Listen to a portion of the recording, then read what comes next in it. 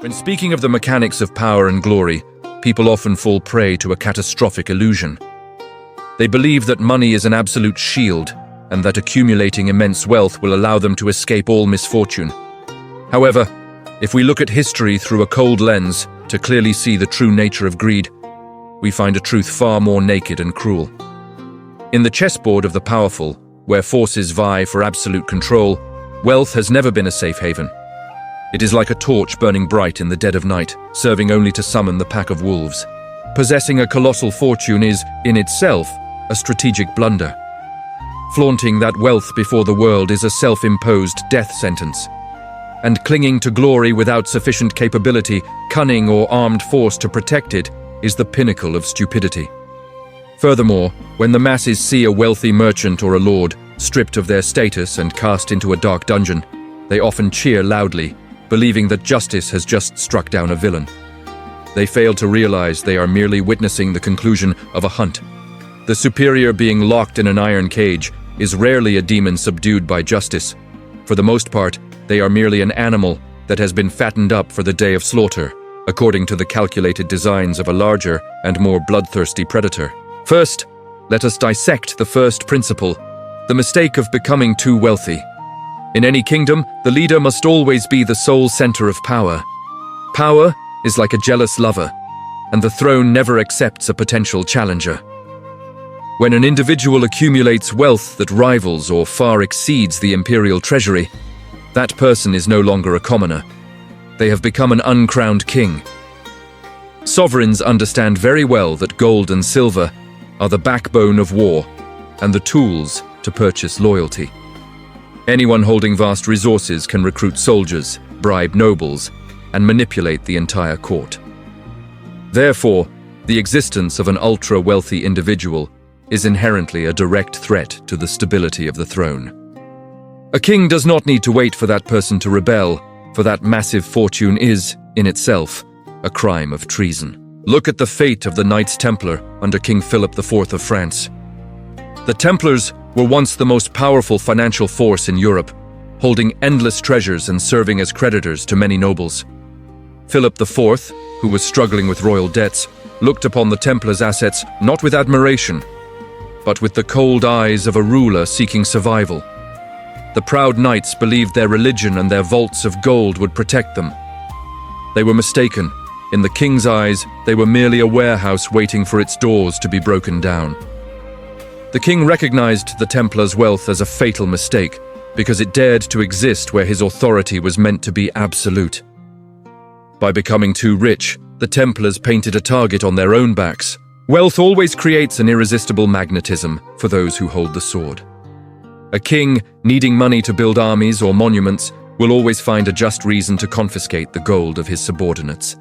This is natural law. Water flows to the lowest point, and money always flows toward the sharpest blade. To become too wealthy under the shadow of power is to live in a state of permanent peril. The second principle is the deadly stupidity of flaunting wealth.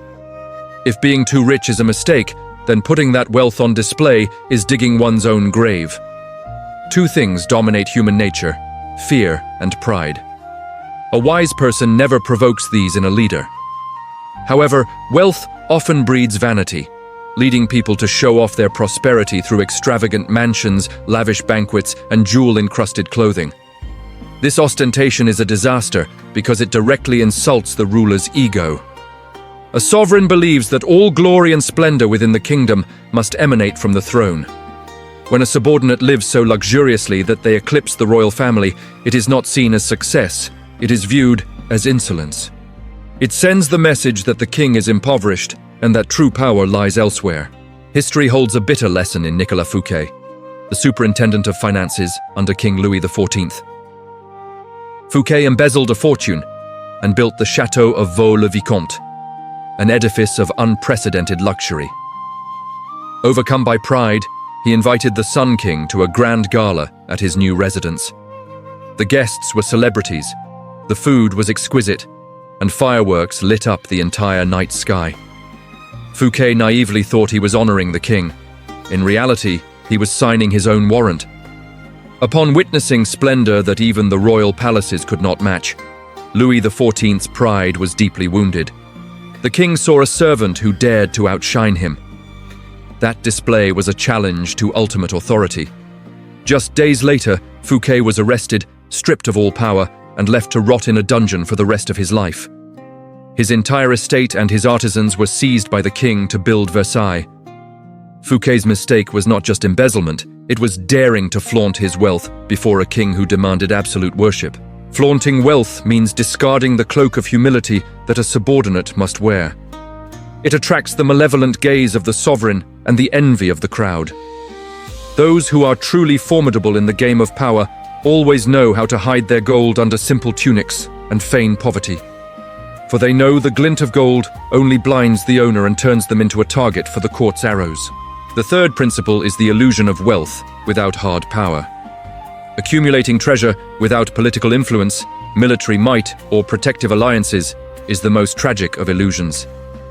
Many wealthy people believe that money is an end in itself. They believe the weight of gold coins will protect them. This is the mindset of a merchant, not a strategist. In the cold calculations of politics, wealth is merely soft power.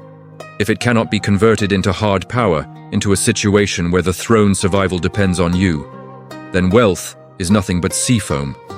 An estate without a fortress to guard it is merely a gift waiting for the strong to take.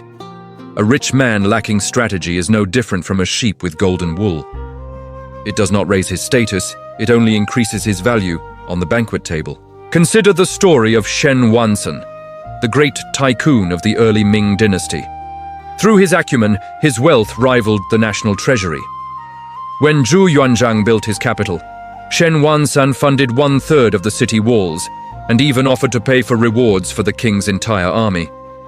Shen Wansan thought he was demonstrating loyalty and buying favor, but he did not understand the heart of a king who won his empire by the sword.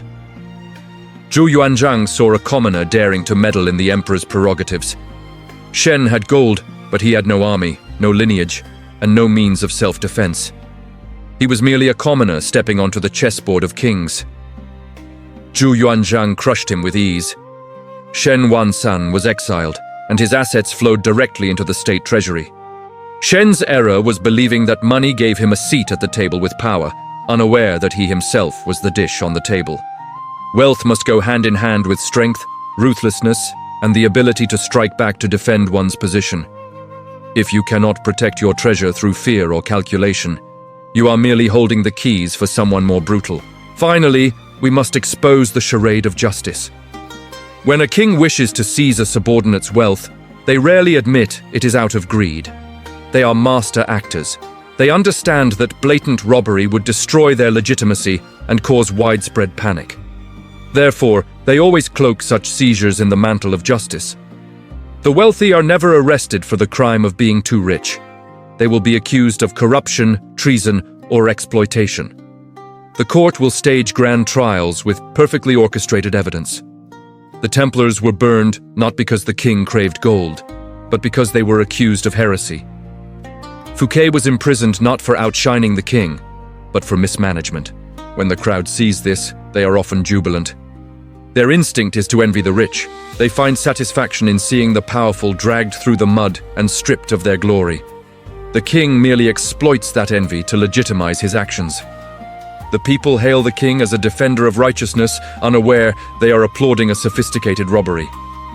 This is the pinnacle of manipulation.